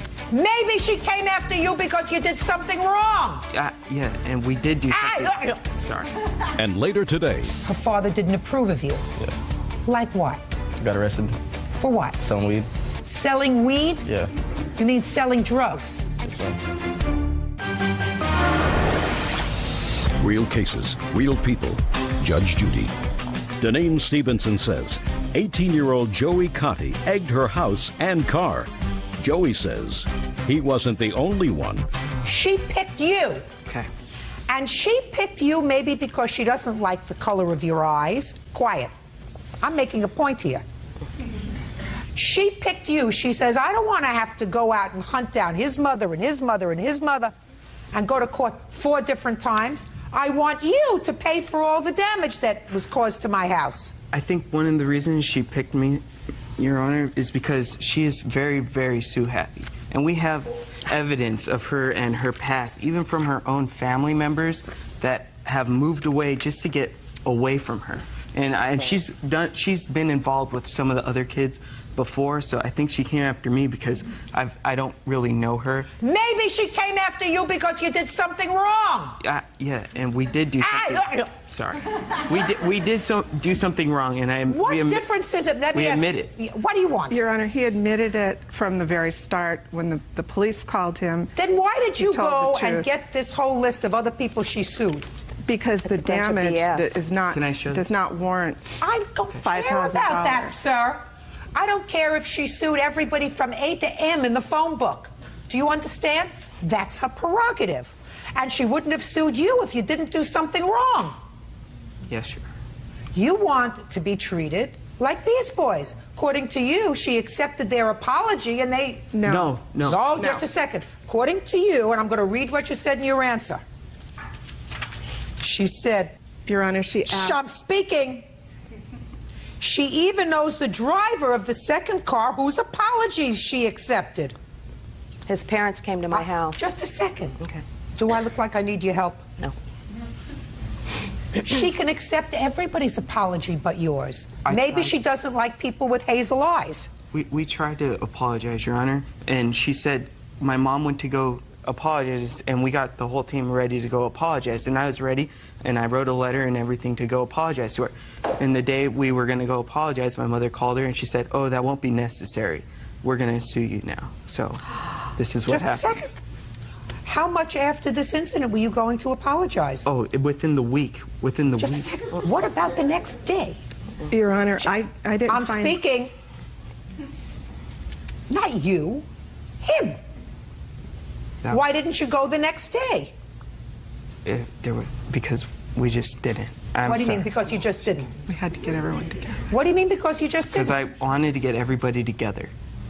Because I was basically the only one that admitted to doing this. Just a minute. When did you contact the police? The very day, that same day. When did the police contact you? A couple weeks after. Not before? No. Did you tell him that you had contacted the police? Yes, I confronted him in school. When? Like, after I realized it was his car when we watched the tape at night, so the following school day. Step up here. You're Joseph. Yes. You told him the following day that you had contacted the police, or the following school day? Yes, the following school day. And then you just wanted to get everybody together before you went to apologize. Is that what I'm hearing? Yes. But he had already told you that he had contacted the police. Yes. Right. You get it. And we got that day. I got everybody together, and we were my mom called, and we were ready to go apologize. And she Would you wouldn't have been see ready us. to go over and apologize if they hadn't called the police? Yes. We would have. I would have apologized. What catharsis did you have between the time that you egged his property and the time that you were prepared to apologize? After he came up to me at school. And told you that the police had been called. He didn't tell me the police had been called that. No, he didn't tell me the police had been called. What did he say? He just said, he came up to me with a bunch of his friends, like they were trying to, they came up to me, like, aggressively. And they were like, well, did you do this? And I'm like, yes. And then that's all. They never said the police had been called. They just walked away after that. Well, why would you want to apologize after that, Joey? Because they were so angry about it. You owe for the damage to their property. It's not $2,000. Get over it. It's not going to happen. Do I make myself clear? I have my estimates right here I for don't the care. cars You that can were take the repaired. estimates and wallpaper with them. I see what your pictures show. No, those after. Then after it's then painted. that is your problem. I already told you that you can take the estimates and you can wallpaper your bathroom with them. I've looked at the photographs and I don't see $2,000 worth of damage. You're not going to retire on this incident. It's ridiculous because you're a smart lady. I don't need to retire on I'm it. speaking. What he did was bad enough. When you exaggerate it and don't tell the truth, you're no better off than he is. I'm not exaggerating. You are exaggerating, madam, because anybody who calls the police because they have $2,000 worth of damage to their house and they call the police the same day, take pictures. They take pictures if they intend to pursue it, because if the police came, I'm speaking. Okay. And if the police came and took pictures, then you would have them. And if the police didn't take pictures, then you make sure that you have them in order to preserve whatever rights you want to have in a lawsuit. Judgment for the plaintiff in the amount of $300. That's all. Parties are excused. You may step out. My son is never out on Halloween because we're home as a family handing out candy. I guess it's over now since they take things very, very serious. Oh, through the school year, she was a troublemaking mom. I had offered Mrs. Stevenson $500 to just forget the whole thing because she made my life a living hell. Why am I upset? Because they're liars. She refused it. She said she couldn't accept that. So I just told her, do what you have to do then. The kids did the damage. They don't have to pay for it. But there'll be another time. And now the next case. All parties in the matter of Forzetting versus Hannah. Step forward. Construction worker Tony Forzetting is suing his son's ex-girlfriend, 18-year-old food server Nikki Hanna, for unpaid rent and utility bills. Tony says When Nikki's father kicked her out, he let her move in. Is this your son? Yes, ma'am. Is this the one who was in jail? Yes, ma'am. Mr. Forzetting, this young lady was this young man's girlfriend. Yes, ma'am. And how old are you? 18. And for some bizarre reason, you made the foolish error of allowing her to move into your house because she and your son were boyfriend and girlfriend, right? Correct. And at this point, you say she owes you for rent and other expenses that she was supposed to pay for the 4 months that she was living with you. That's Yes, what the ma'am. case is about. How old are you? 20. And your name? Stephen Forzetting. Stephen, how old was Miss Hannah when you met her? 16. And how old was she when she moved into your house? 18. Why? Because her and her dad got into it and he threw her out. What? Because her and her father got into it and he threw her out. Got into it? Yeah, What did they get into it about? about me. Her father didn't approve of you. Yeah. Did he have reason not to approve of you? Yeah, because I was not doing that, not being that great. Like what? Got arrested. For what? Selling weed. What? Selling weed. You mean selling drugs? Yes, ma'am. How many times were you arrested for selling drugs? Just once. So that's why her father didn't like you. Yes, ma'am. Sounds right to me. Yeah. Yes. It was 2003, Christmas Eve. It was her birthday also. She got in a big fight with her dad. Her dad's thrown her out several times. I guess she didn't want to follow his rules. She was still going to school at the time. She was in her senior year. I have a daughter that's 17 at the time. I didn't want to see her on the streets. Good. Sounds very nice. And she was going to school. Is she a full-time student in high school? Yes, she was. How did you expect her to pay you rent? Well, I didn't ask her to pay me rent right away, Your Honor, when she first moved in. I told her when she got in, got a part-time job. Those would be the rules in my house to stay in school. Did she get a part-time job? She did, yeah. When? 2 weeks down the road. I would say within a month and a half. So sometime in February? Yes, Your Honor. So in February, did you ask her for any money? I said, Nikki, you got a job. We had an agreement when you moved in. I'm not pressuring you. She indicated to me that she wasn't making that much. I said, that's fine. It's only a part-time job. Just give us what you can until you can get caught up or you know, down the road. And so, did she ever give you any money? No, Your Honor. So what are you suing her now for?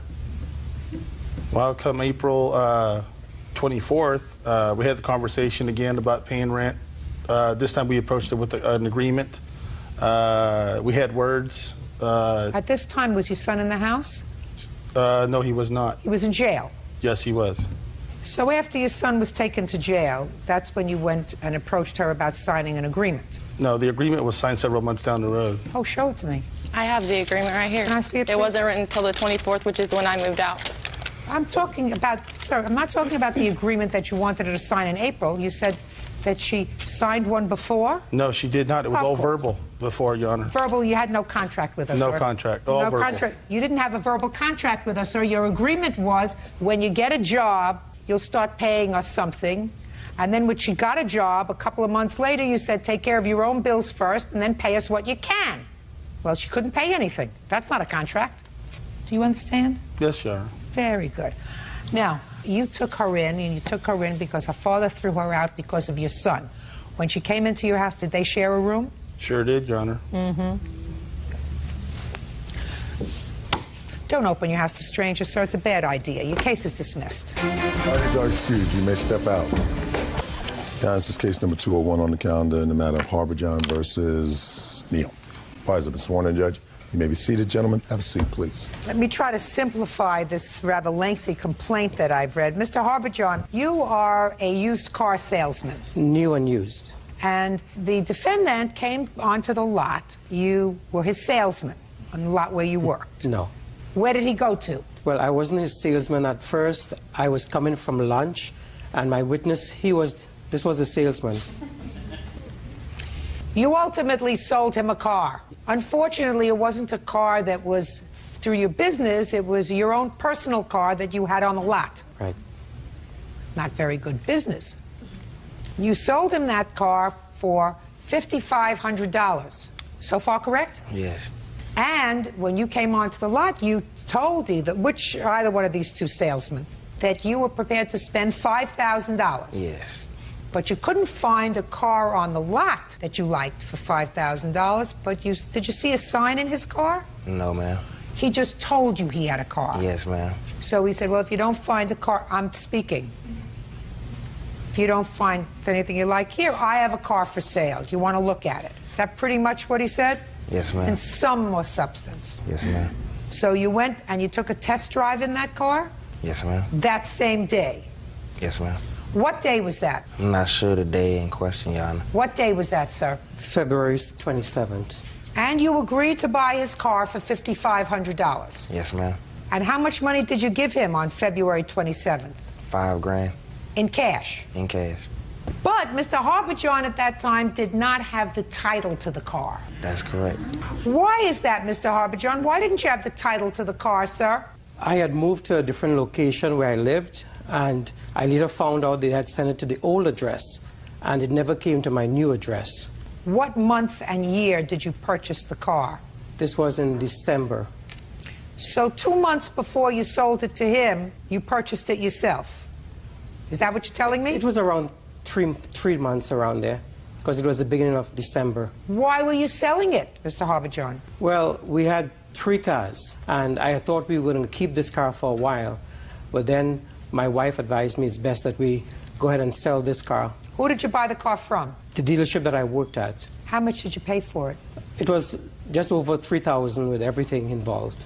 So you were almost doubling your money in 3 months. Is that right? What I was looking at... Just listen to me carefully, sir. You were almost doubling your money in 3 months. If you bought it for $3,000 with everything in, and you were selling it to him for $5,500, that's a pretty good business deal for you, right? What word didn't you understand, Mr. Harbourjohn? I was looking at the Blue Book value of the car. Did you understand what I just said to you?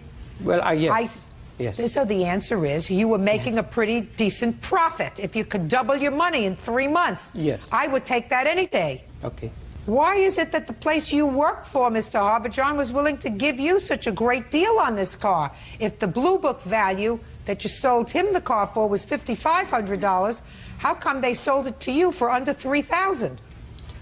Because I worked there. And because you're a trusted employee. After I worked for... I'm speaking. Sorry. Because you're a trusted employee, right? Right. So you repaid their kindness by a couple of months later, instead of selling this gentleman a car off the lot where you worked, you sold him your own private car. And you didn't have the title to the car. So you told Mr. Neal that you would get him the title when, Mr. Neal? In the next few business working days, and he said that he would sign it over to me when I gave him the remaining $500. And you accepted that? Yes. And you took the car? Yes. When did you get the title? It was about 2 weeks later, it seemed like. And we met at the DMV. He kept asking me, well, do you have the 500? Do you have the 500?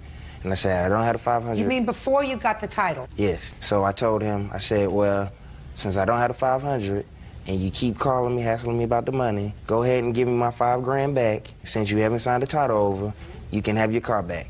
And he said, no, I don't have the $5 grand. What'd you do with the $5,000? I had bills at home that I needed to take care of. So you spent his $5,000 without giving him, at that time, the title to the car? Yeah. Can I present this? No, I want you to answer my questions. Yeah. Sure. So when he said to you, listen, I don't have the $500 now, and I don't have the title, why don't I just give you the car back and give me my $5,000 back? You couldn't do that because you had used the $5,000 to pay bills. Is that right? Is that what you're telling me? That's part of it. That's all the part of it that I'm interested in. So, in effect, you said to him, I don't have the money to give it back, so then what happened, Mr. Neal?